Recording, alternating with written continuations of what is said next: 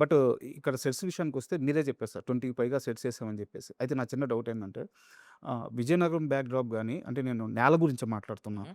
So, అది డెక్కన్. మనకి హ్మ్. హైదరాబాద్ డెక్కన్. హ్మ్. ఎర్ర నేల. మనకి ఎర్ర నేల. హ్మ్. సో, ఇక్కడ సెట్ చేసుకోవడానికి విజయనగరం బ్యాక్‌గ్రౌండ్ సినిమా ఉండడం, ఇక్కడ సెట్ చేసుకోవడం మీకెంత ఫీజిబిలిటీ దొరికింది?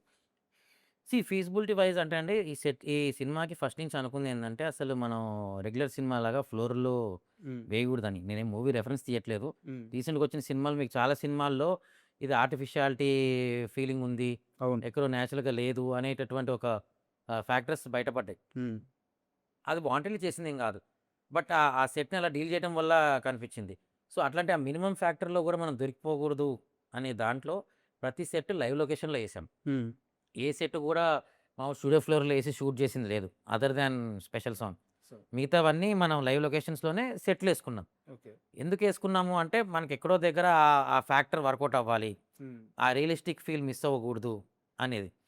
అండ్ ఓవరాల్ కథ వైస్ మనకి 70స్, 80స్ టైమ్‌లైన్ ఉంది. విజయనగరం టైమ్‌లైన్ ఉంది కాబట్టి. సో, ఎతుక్కోవటమే మేము ఏ ప్లేస్‌లో అయితే సెటిలేసామో అంటే అక్కడ ఆల్రెడీ చెట్లు ఇవన్నీ నేచురల్‌గా ఉన్న లొకేషన్ తీసుకొని, ఆ ఉన్న చెట్లని యూజ్ చేసుకుంటూ మనం స్ట్రీట్స్ అవన్నీ ఎలా యేసుకుంటాం, అక్కడ చెట్లు ఎలా ఇన్కార్పొరేట్ చేయగలుగుతాం అనే ఫ్యాక్టర్‌లో వర్క్ చేసాం. So so, it's a visual experience. కరె ఇప్పుడు మనకి ఆ చుట్టుపక్కల అరకు వెళ్ళి దారులుంటాయి. ఇయన్నీ టెర్రైన్‌లుంటాయి. సో, అలాంటి ఏరియా ఎట్లా ఉండొచ్చు అనే దాని మీద ఒక చుట్టూ షుగర్ కేన్ ఫీల్డ్స్ ఉంటే ఆ ఏరియా ఎలా ఉంటది? మీకు ఆ షుగర్ కేన్ ఫీల్డ్స్ అన్ని క్రికెట్ స్టేడియం షాట్‌లయి చూసినప్పుడు మీకు కనిపిస్తాయి. అవును. సో, ఈ మిగతా విజయనగరం అనేది ఇది ఒక స్ట్రీట్ టౌన్ లాగా ఉంటది సో సెంటర్‌లో. సో, అక్కడ పొలాల మధ్యలో ఉండదు గానీ చెట్ల మధ్యలో ఉంటది. సో సో, అలా నేచురాలిటీ మిస్ అవ్వకుండానే డిజైన్ చేసామండి అండ్ సెట్స్.